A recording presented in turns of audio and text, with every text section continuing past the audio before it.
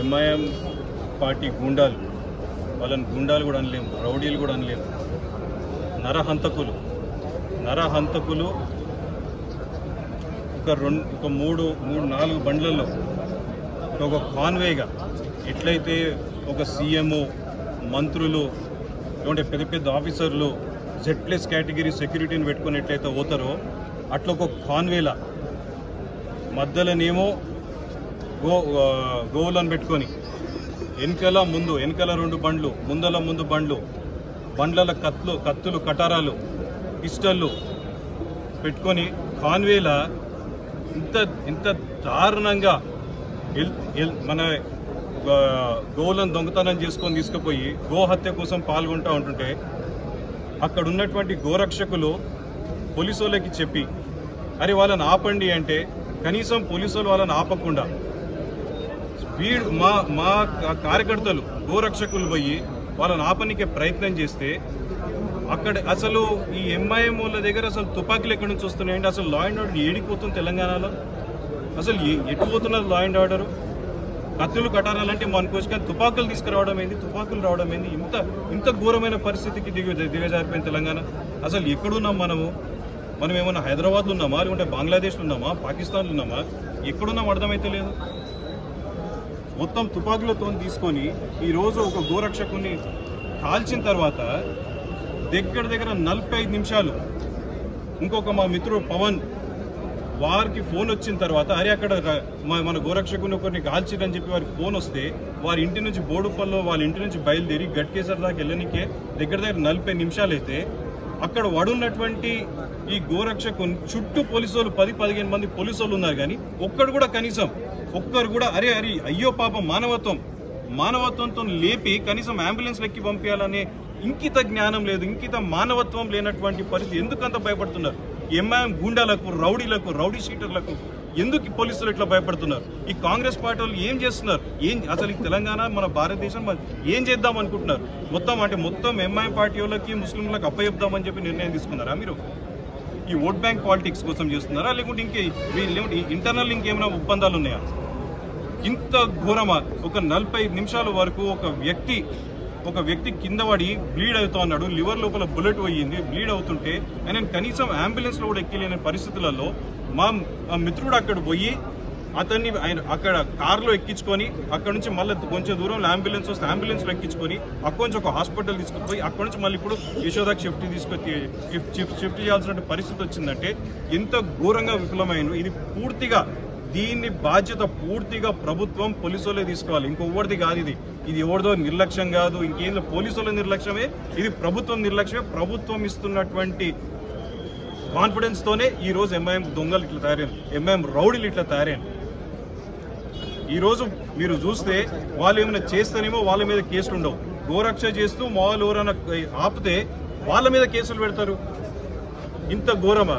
దీన్ని మేమైతే తీవ్రంగా ఖండిస్తా ఉన్నాం. 100% మీరు మీ పని చేయండి. మేము పోలీసులకు ఒకటే చెప్తా ఉన్నాం, మీరు మీ పని చేయండి. మీతో చేత కాదంటే గోరక్షకులము లేకుంటే మేమందరం కూడా ఉన్నాం, మా పని మేము చేయాల్సి వస్తుంది. మీరు చేయకపోతే మీ పని మేము చేయాల్సి వస్తుంది. కాబట్టి దయచేసి మీరు మీ పని చేయండి, లేకుంటే మేము చేయాల్సి వస్తుంది. దిగాడ. జై శ్రీరామ్, జై శ్రీరామ్, జై గోమాత, జై శ్రీరామ్, జై గోమాత, జై గోమాత, జై గోమాత.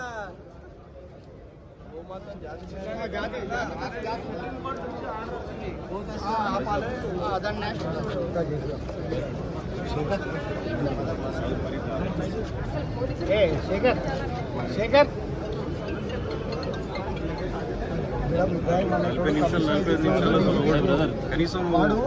వాళ్ళపైన మీరు ఇమీడియట్ గా చర్యలు తీసుకోవాలి. చర్యలు తీసుకొని కఠినమైన చర్యలు తీసుకొని అతని పైన తన కాల్ డాటాలు తీయాలి, CDR తీయాలి. వాళ్ళ చుట్టూన్నటువంటి ఈ యొక్క మాఫియా ఏదైతుందో, ఈ తుపాకులు ఎక్కడి నుంచి వచ్చినాయి, వాళ్ళు ఎక్కడ దాచిపెట్టిరు, వాళ్ళకి వెపన్స్ ఎక్కడి నుంచి సప్లై అవుతున్నాయి, వాళ్ళు ఈ వెపన్స్ తోటి ఏమేమి యాక్టివిటీస్ చేస్తున్నారు, ఎవరిని బెదిరిస్తున్నారు, ఎవరిని టార్గెట్ చేస్తున్నారు, వీళ్ళందరి పైన కూడా చర్యలు తీసుకోవాలి. చర్యలు తీసుకొని వాళ్ళు లోపల వేయాలి. వాళ్ళ వెనక ఎవడుండొచ్చు, ఎంఐఎం ఉండొచ్చు, మన తాత ఉండొచ్చు, ఎవడని ఉండొచ్చు. వాళ్ళ పైన చర్యలు తీసుకోకపోతే యావత్ దళిత సమాజం మొత్తం కూడా కదులుతుంది. దళిత సమాజానికి ఈరోజు చాలా సంతోషం. ఇక్కడ ఉన్నటువంటి హిందూ సమాజం మొత్తం కూడా ఈరోజు సపోర్ట్గా వచ్చింది. ఈ యొక్క హిందూ సమాజం అంతా కూడా ఏకదాటి మీదకి వచ్చి ఒక్కొక్కరిని బట్టలిపి మేమే దంతము. ఆ రోజు వస్తుంది, ఆ రోజు రావద్దంటే ప్రభుత్వాలు, పోలీస్ శాఖ మీరందరూ కూడా నిజాయితీగా ఈ యొక్క ఇష్యూను మీరు హ్యాండిల్ చేయకపోతే వాళ్ళు చట్టాన్ని చేతుల్లో తీసుకుర్రు. మేము తీసుకోవడం పెద్ద పని కాదు.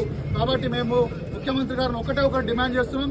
ఈ ఇష్యూను మీరు త్వరితగతిన ఏ విధంగా అయితే ఒక పోలీస్ వారిని చంపినటువంటి ఒక దళిత పోలీస్ కానిస్టేబుల్ ప్రమోద్ గారిని దాడి చేస్తే ఏ విధంగా అయితే సత్వరమైనటువంటి న్యాయం జరిగిందో అదే విధమైనటువంటి న్యాయం ఇక్కడ సోను సింగ్ కి కూడా జరగాల. అదే విధంగా గో రక్షణ పైన చాలా వరకు అందరూ ఏమంటారు, పోలీసులు పోలీస్ స్టేషన్లలో పోతే ఉల్టా గోరక్షల పైన కేసులు బనాయిస్తున్నారు.